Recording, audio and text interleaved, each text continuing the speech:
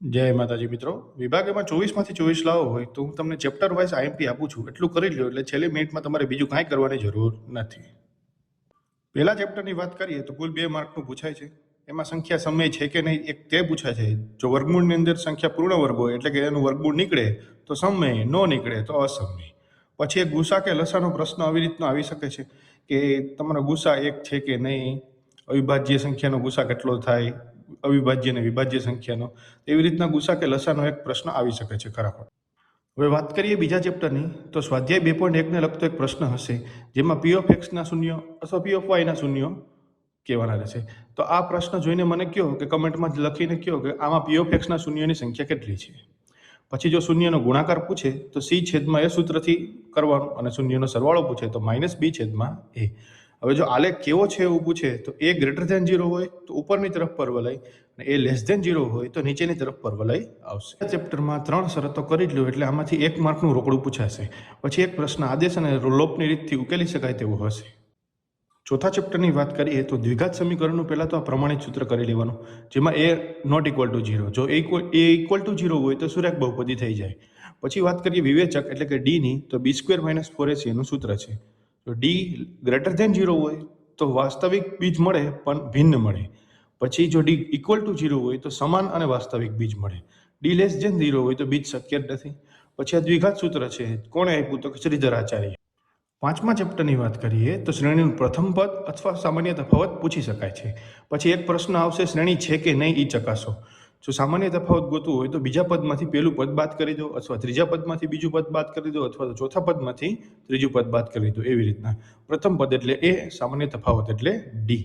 એનનું પદ ગોતવાનું કે તો an બરાબર a plus n-1 into D અને એન પદોનો સરવાળો કે તો SN બરાબર n/2 કૌંસમાં 2a + 1 n-1 ઇન્ટુ ડી. આવી રીતના આ બે સૂત્ર. સાતમા ચેપ્ટરમાં જો ઉગમ બિંદુથી અંતર પૂછાય તો આ સૂત્ર લાગશે અને બે બિંદુ વચ્ચેનું અંતર પૂછાય તો આ સૂત્ર લાગશે.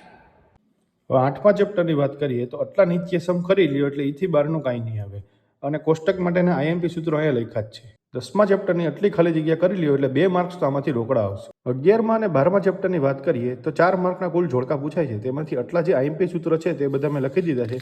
આટલું કરી લ્યો એટલે ઈથી બહારનું કાંઈ નહીં હોય. બેઠા સૂત્રો જ પૂછાય છે. આટલું કરી લ્યો એટલે 4 માર્ક તો ક્યાંય જતા નથી. તમે 13મા ચેપ્ટરની વાત કરીએ તો આ બે સૂત્રો ઉપરથી તમને ઉકેલી શકાય તેવું કંઈક પૂછી શકે છે. કા x બાર અને z આપ્યો હોય, કા z અને m આપ્યો હોય. બે વસ્તુ આપેલી હશે અને ત્રીજી ગોતવાની રહેશે. ઘણીવાર કેવું થશે કે જો બે સરખી વસ્તુ આપી હોય તો ત્રીજી વસ્તુ એટલી જ થાય કે માની લો x બાર તમને 25 આપે, z 25 આપે તો m એનો 25 જ થશે. પછી આવી રીતના અવલોકન આપેલા હોય અને એમાંથી એમ કે મધ્યસ્થ શોધો તો પહેલા એને આવી રીતના ચડતા ક્રમમાં ગોઠવવાના. પછી જોવાનું કેટલા અવલોકન છે તો કે 7. જો અયુગ્મ સંખ્યા હોય તો એમાં એક ઉમેરવાનો અને એને ભાગ્યા 2 કરવાનો એટલે 4 આવ્યા તો ચોથું અવલોકન છે એ આપણો જવાબ. તો જો ચોથું અવલોકન છે એ આપણો જવાબ. પછી બહુલક પૂછે આવી રીતના તમને આમાં જ અવલોકન આપ્યા હોય તો જે સૌથી વધુ વાર રિપીટ થતો હોય તમારો બહુલક. પ્રાકૃતિક સંખ્યાનો મધ્યક પૂછે કે છેલ્લા 4 જોડકાની પહેલા જે 4 પ્રશ્ન આવે છે એમાં ઘણીવાર પૂછે છે કે આ પ્રાકૃતિક સંખ્યાનો મધ્યક અથવા ધન સંખ્યાનો મધ્યક શું? તો 10 પ્રાકૃતિક સંખ્યા આપી તો 10માં 1 ઉમેરો તો 11, 11 ભાગ્યા 2 એટલે 5.5 આપણો જવાબ. આવી રીતના ગણો. હવે 14મા ચેપ્ટરની વાત કરીએ તો P of A વત્તા P of A બાર બરાબર 1. ખૂટતી સંખ્યામાં પૂછી શકાય કે ગમે એક આપ્યું હોય તો એને એકમાંથી માઇનસ કરવાનો રહે. પછી અશક્ય ઘટના હોય તો એની સંભાવના કેટલી થાય તો કે 0. ચોક્કસ ઘટના છે તો એની સંભાવના કેટલી થાય તો કે 1. પછી સંભાવના કોની વચ્ચે હોય? 0 અને 1ની વચ્ચે હોય અથવા 0 પણ હોઈ શકે અને 1 પણ હોઈ શકે. ત્યારબાદ વાત કરીએ પાસાની તો પાસાને 1 વાર ઉછાળી તો કુલ 6 પરિણામ મળે, 2 વાર ઉછાળી તો કુલ 36 પરિણામ મળે, 3 વાર ઉછાળી તો ટોટલ 216 પરિણામ મળે. એવી રીતના સિક્કાની વાત કરીએ તો 1 વાર સિક્કો ઉછાળે ટોટલ 2 પરિણામ મળે, 2 વાર ઉછાળો તો કુલ 4 પરિણામ મળે અને 3 વાર ઉછાળો તો ટોટલ 8 પરિણામ મળે છે.